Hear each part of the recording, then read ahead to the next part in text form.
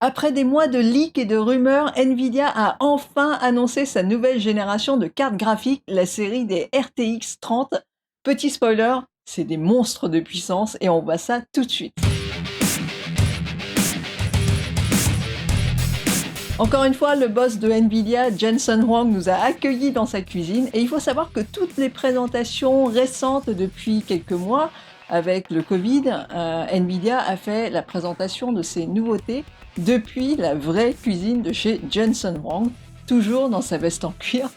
Alors qu'avant, on était plutôt habitué à des méga conférences et des événements qu'il ne fallait absolument pas rater au CES ou au Computex. J'ai eu la chance d'assister à plusieurs de ces conférences et il y a de l'ambiance. Jensen Huang sait mettre le feu sur scène et j'ai pu prendre des photos qui sont sur mon Instagram quand Jensen Huang avait fait la présentation de l'intelligence artificielle appliquée à l'étude de la botanique. C'est ça l'adresse de mon Instagram si vous voulez aller voir. J'en profite avant de commencer pour vous dire que ce serait bien, si vous aimez ce qu'il y a sur cette chaîne, de vous abonner et en passant, vous pouvez aussi activer la cloche. C'est très important pour la chaîne, pour que vous puissiez être notifié des nouvelles vidéos qui arrivent. Les trois cartes annoncées inaugurent donc la nouvelle génération de cartes Nvidia qu'on nomme Ampère et qui vont sortir sous peu en septembre 2020, donc là très très bientôt. La série Ampère RTX 30, ce sont donc les RTX 3070, 3080 et 3090. Leur nom de code suit la logique des cartes actuelles. 70 c'est donc pour le milieu de gamme, 80 c'est pour le haut de gamme et 90 le très haut de gamme qui n'existe actuellement pas dans la série actuelle, les RTX 20.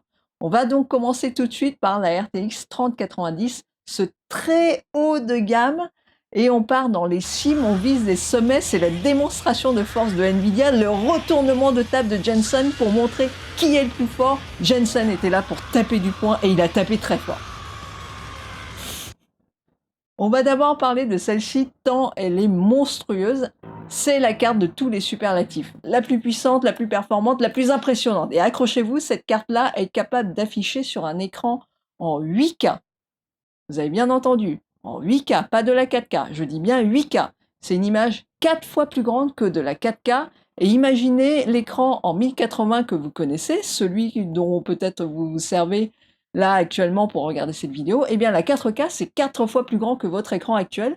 Et la 8K, c'est 4 fois plus grand que la 4K. C'est donc un écran 16 fois plus grand que votre ordinateur, que l'écran de votre ordinateur à l'heure actuelle. Et potentiellement une image 16 fois plus fine. Bon, ça change un peu selon les constructeurs, mais vous avez l'idée. Cette 3090 peut donc afficher une image en 8K, donc une résolution de 7680 sur 4320 à peu près. Vous pouvez jouer en 8K avec du ray tracing à fond la caisse, du HDR en 60 images secondes. Sur console next-gen, donc sur PlayStation 5 ou Xbox Series X, on est en train de débattre sur du 30 ou 60 images secondes en 4K. Là, on est à des niveaux de performance encore inimaginables il y a encore 3 mois. Ça dépasse tout ce qui existe à l'heure actuelle dans le matériel grand public. Le saut par rapport à la série RTX 20 est donc énorme.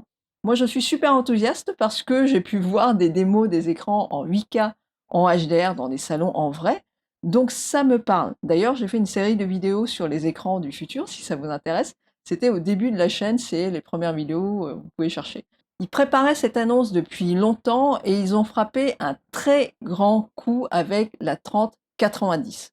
Pour nous, le commun des mortels, il faut aussi traduire l'annonce dans des termes plus réalistes. À l'heure actuelle, on est donc très peu à avoir des écrans en 8K.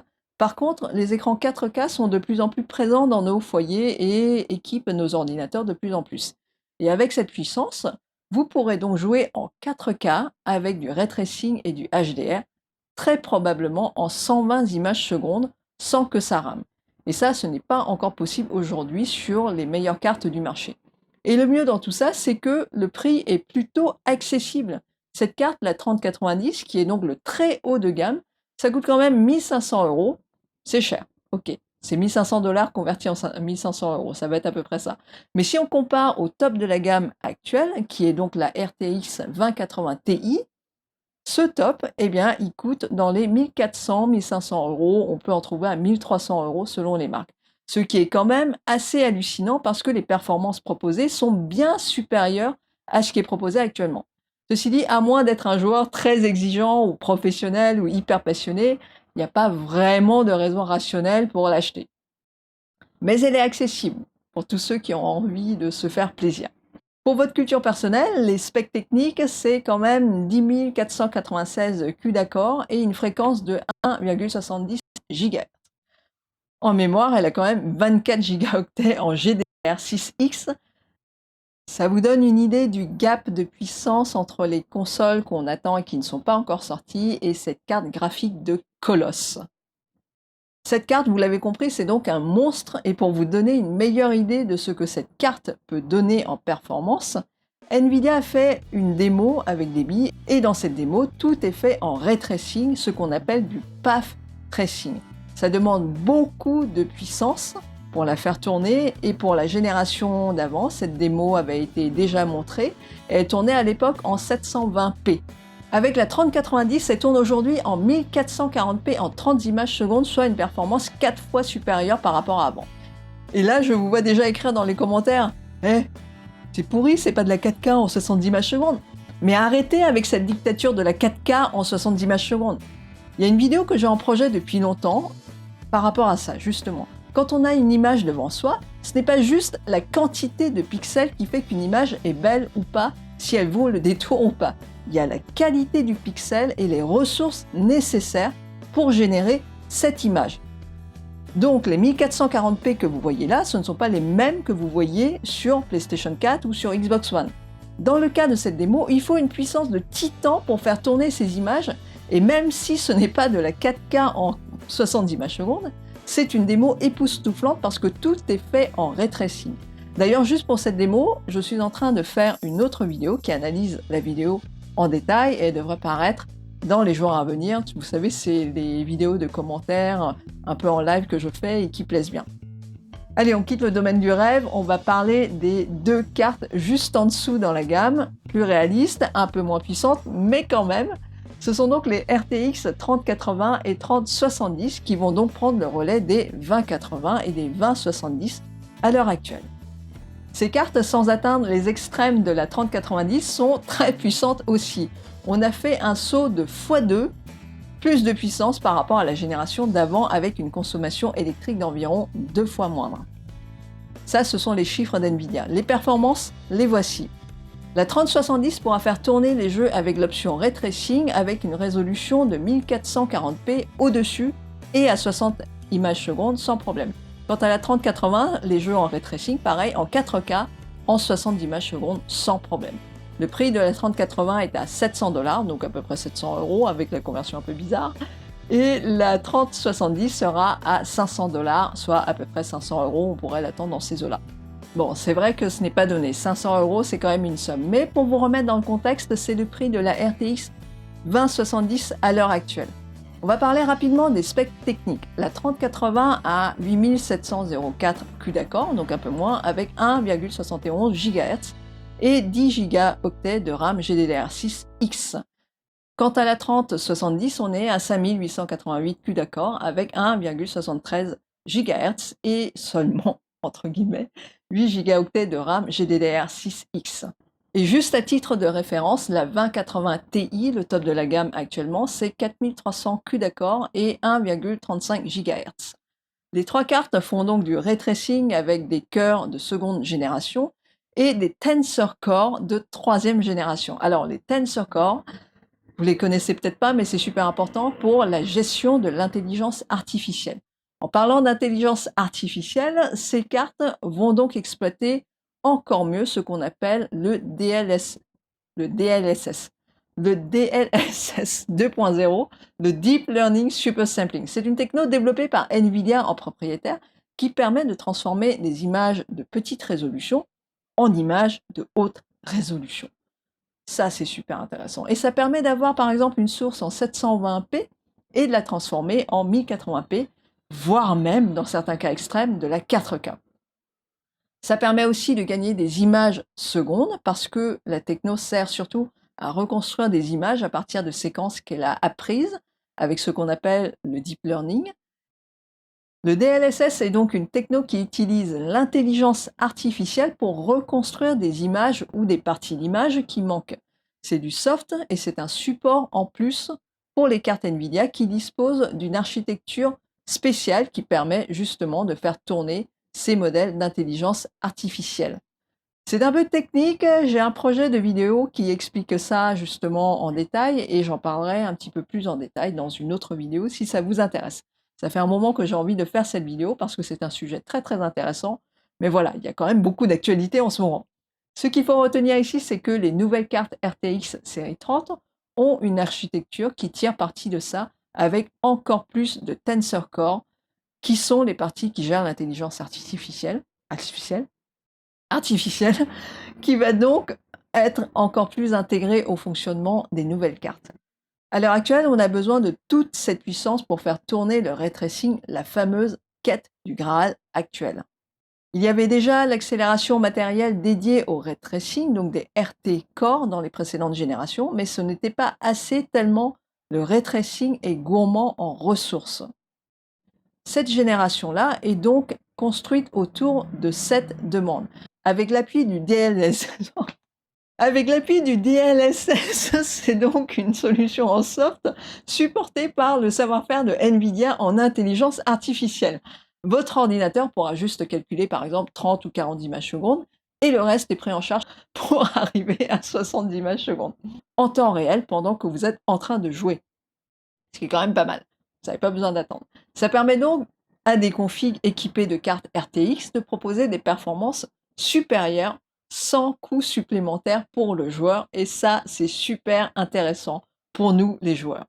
Les mauvaises langues diront que ouais, bof, c'est de la 4K, mais c'est pas de la vraie 4K, c'est de la fausse 4K. Ce n'est pas du 4K en natif, donc de la fausse 4K, et si c'est de la fausse 4K, eh bien, ça vaut pas grand-chose. Eh bien, si ça, ce n'est pas bon, il y a vraiment très peu de technos qui peuvent se targuer de faire de la vraie 4K. Et entre nous, le résultat est quand même vraiment pas mal, et de la fausse 4K comme ça, moi, ça me va tout à fait. Il y a quelques petits compromis dans l'utilisation du DLSS, mais les avantages sont tellement nombreux qu'on aurait tort de s'en priver. Enfin, une dernière chose à retenir de cette annonce de la nouvelle génération de cartes graphiques NVIDIA Ampere, c'est le RTX. Oh, c'est pas vrai. C'est le RTX I/O. Si vous vous souvenez de la vidéo que j'ai faite sur le SSD de la PlayStation 5, sur le fait que toute l'architecture de la console est tournée vers la fluidité de transmission des informations entre les différents éléments, eh bien, c'est un peu cet esprit-là qu'on retrouve dans cette nouvelle génération de cartes graphiques de NVIDIA. NVIDIA a carrément intégré la techno Direct Storage de Microsoft, qui est aussi utilisée, comme par hasard, pour la Xbox Series X. C'est vrai qu'à l'annonce des composants du fameux Velocity Architectures de la Xbox Series X, Microsoft avait annoncé que cette partie du Direct Storage est aussi prévue sur PC, et donc voilà, ça arrive là bientôt. Sur le papier, ça permet une communication directe du GPU, donc de la carte graphique, avec le stockage en SSD idéalement, ce qui accélère considérablement les échanges.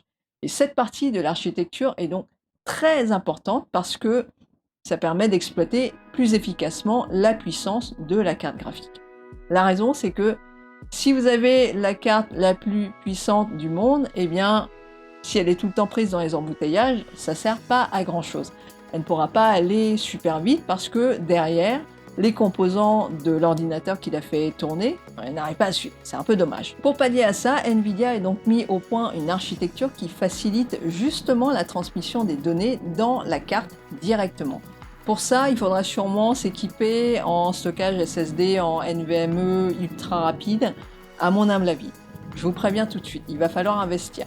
Le principe, c'est de faire passer une partie des données à décompresser par la carte graphique au lieu de passer par le CPU, le processeur principal, et d'utiliser la puissance de la carte graphique pour faire ces opérations de décompression qui prennent beaucoup de temps au CPU. Vu que la carte est très puissante et que les GPU sont faits pour conduire plusieurs opérations en parallèle, eh bien ça va soulager le CPU dans ces opérations. La formule est gagnante, ces ressources pourront donc être allouées à d'autres choses et donc on gagne en performance. Ça c'est malin comme architecture. C'est le RTX I/O. En général, on n'y fait pas trop attention, mais c'est super important pour gagner en performance. Une autre chose à savoir aussi, c'est que cette nouvelle génération de cartes est aussi équipée d'une nouvelle connectique pour l'alimentation qui est plus efficace. Il y aura donc un petit adaptateur à mettre pour que ce soit compatible avec les alimentations actuelles qui ne sont pas encore équipées. Et dans le cas de la 3090, c'est un mastodonte. Elle est massive. La 3090 va même occuper 3 emplacements, 3 slots dans votre ordinateur. Elle va faire plus de 30 cm de longueur. Donc si vous voulez installer ça dans votre ordinateur, il va falloir vérifier que votre boîtier puisse l'accueillir. Ma modeste carte 1060, donc elle ne fait que 2 slots et je trouve ça déjà gros. La 3080 et la 3070, c'est un peu plus raisonnable, ce sera aussi 2 slots. Donc pas de gros changements, la taille sera plus ou moins équivalente aux cartes existantes. Elles seront juste un tout petit peu plus longues. Si vous prévoyez de vous équiper, vérifiez bien aussi la puissance de votre alimentation. Pour la 3080 et la 3090, ils recommandent quand même une alimentation de 750 watts, parce que chacune consomme plus de 300 watts. C'est un peu moins pour la 3070, seulement 220 watts pour une alimentation conseillée de 650 watts. À titre de référence, toujours, la 2080i, le top de la gamme de la génération précédente, consomme 250 watts pour une alim recommandée de 600 watts. On monte donc dans la consommation, même si à puissance égale, elle consomme moins. Mais en vérité, en fait, elle consomme plus. En parlant d'alimentation et de consommation pour votre culture, ces cartes ont aussi une nouvelle architecture pour le système de refroidissement. Il y aura 2 ventilateurs qui canaliseront l'air par 2 voies. Il y aura un ventilo à l'avant qui pousse l'air de haut en bas et un autre à l'arrière qui pousse l'air de haut vers l'arrière. Ça a l'air assez efficace, hein, je vous dis. C'est très très beau, hein. Il y a des beaux dessins de design sur le site. Si vous aimez bien ce genre de graphisme, allez voir. Mais à mon avis, il va falloir faire attention au flux d'air dans votre ordinateur si vous voulez vous équiper avec ces cartes, parce que la gestion du refroidissement a un flux un peu différent qu'avant. Il faudra faire attention à l'aération, à ne pas laisser des câbles qui traînent un peu partout, et c'est un truc auquel moi je fais super gaffe. Et mine de rien, c'est quand même super important pour que votre machine tourne bien. Nvidia a promis que ces cartes seront silencieuses. On verra si c'est vrai ou pas. Si c'est vrai, c'est plutôt une bonne nouvelle. Cette annonce était vraiment intéressante parce qu'elle répond enfin à cette question. Quelle est la réponse de Nvidia à AMD? Dernièrement, c'était AMD qui occupait le devant de la scène avec des grosses annonces, des performances et des prix vraiment intéressants pour leurs cartes et leurs performances. Le RDNA, vous en avez sûrement entendu parler dans le monde des consoles. Il faut savoir que AMD n'a toujours pas sorti la génération RDNA 2 dans le monde PC. Ils n'ont pas encore montré les cartes graphiques. C'est aussi pour ça qu'il y a beaucoup de spéculations sur ce que donneront ces cartes. On sait juste qu'elles seront plus puissantes et qu'elles consommeront moins d'énergie. Par contre, on n'en sait rien, par exemple, sur le DLSS de AMD. Le DLSS, qui est donc la technologie d'intelligence artificielle de Nvidia pour faire des petites images, des grandes images, eh bien, on peut aisément supposer que AMD travaille aussi sur leur version du DLSS.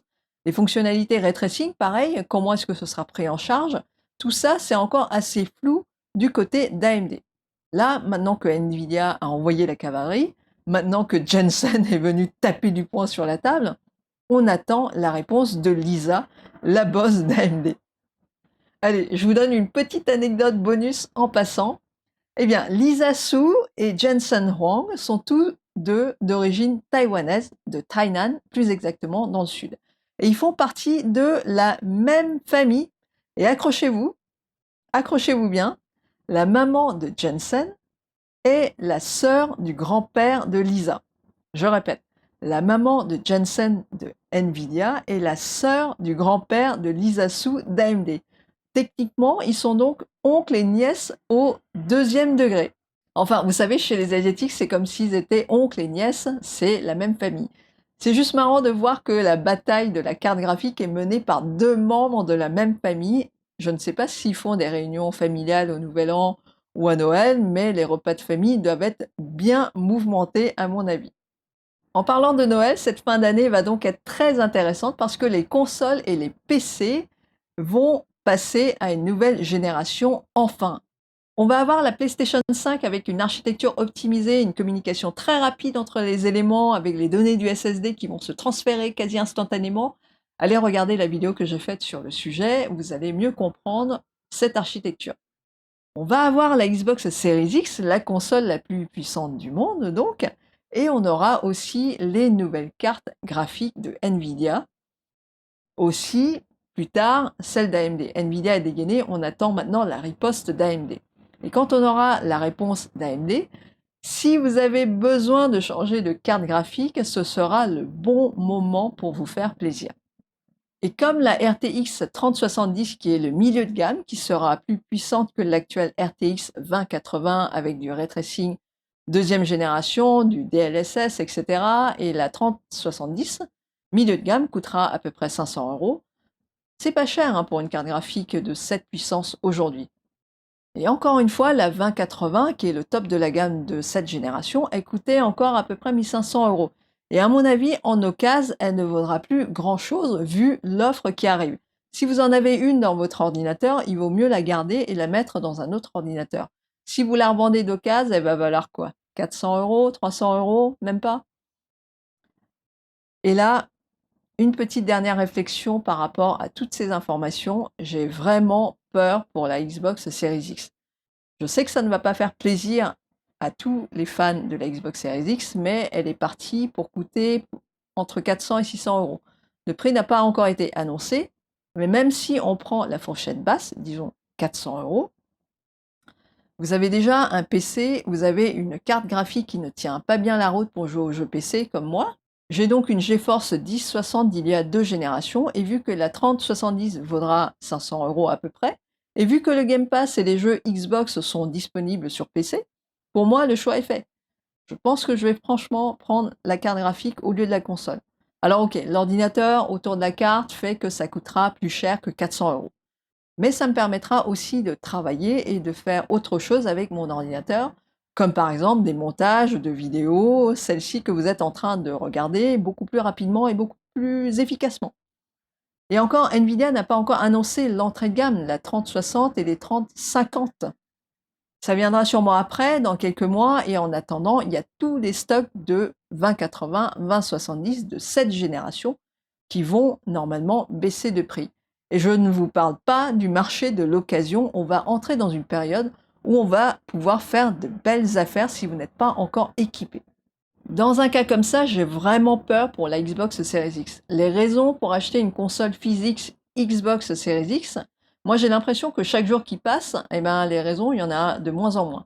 La console la plus puissante du monde pour pouvoir jouer à des anciens jeux Xbox One, par rapport à un PC qui sera beaucoup plus puissant, eh bien, c'est pas un argument très convaincant. Et ça ne s'applique pas à la PlayStation 5, parce que la PS5 a une architecture particulière qui lui permet de faire tourner des jeux particuliers et qui ont un pouvoir d'attraction énorme. En plus, Sony a une écurie de développeurs first party extrêmement talentueuse, entre Naughty Dog, Insomniac, Sucker Punch, Japan Studio, Santa Monica Studio, etc. Ces studios sont capables de fournir des jeux en exclusivité pour la PlayStation 5 régulièrement, et donc ce ne sera pas possible de les jouer ailleurs. Il va falloir acheter une PS5 pour ça. Et bien sûr, j'ai entendu aussi que Sony va mettre ses exclus sur PC sous peu. C'est vrai, mais ce ne seront pas les jeux récents, ce seront les jeux sortis auparavant. Vous pensez sincèrement que Sony va mettre ses exclusivités en Day One sur PC ? Moi, je peux me tromper, hein, mais franchement, il serait fou de le faire parce que ces exclusivités ont trop de valeur pour la console. Il y aura un décalage dans la sortie des jeux PC, ils sortiront sur PC, mais plus tard. Voilà, j'espère que la vidéo vous a plu. Qu'est-ce que vous en pensez de ces nouvelles cartes graphiques? Est-ce que vous êtes tenté? Est-ce que vous avez le budget pour acheter tout ça? Et quelle sera votre combinaison pour la fin d'année? Je ne sais pas pour vous, mais moi, je suis de plus en plus impatiente de voir la suite. Je suis l'actu des consoles et de la tech comme une série de télé maintenant. C'est passionnant, il y a des rebondissements, il y a des dramas. C'est vraiment rigolo à suivre l'actu tech et console quand on prend ça avec un peu d'humour. Je m'appelle Gia, ici on parle de tech, on parle de jeux vidéo, on parle de photos et de plein de choses super intéressantes avec un regard plus poussé. N'hésitez pas à vous abonner à la chaîne si vous n'êtes pas encore abonné. Et si c'est la première fois que vous passez ici, allez regarder les autres vidéos, comme ça vous pourrez vous faire une meilleure idée de ce que je propose sur ma chaîne. Activez aussi cette cloche pour les notifications. Je suis présente sur Twitter et sur Instagram si vous avez envie de voir un petit peu plus de mon univers. Et vous pouvez aussi aller sur Utip et sur Tipeee pour soutenir la chaîne. Merci à tous ceux qui l'ont déjà fait, vous êtes des amours. Allez, sur ce, je vous souhaite une excellente journée et je vous dis à très bientôt.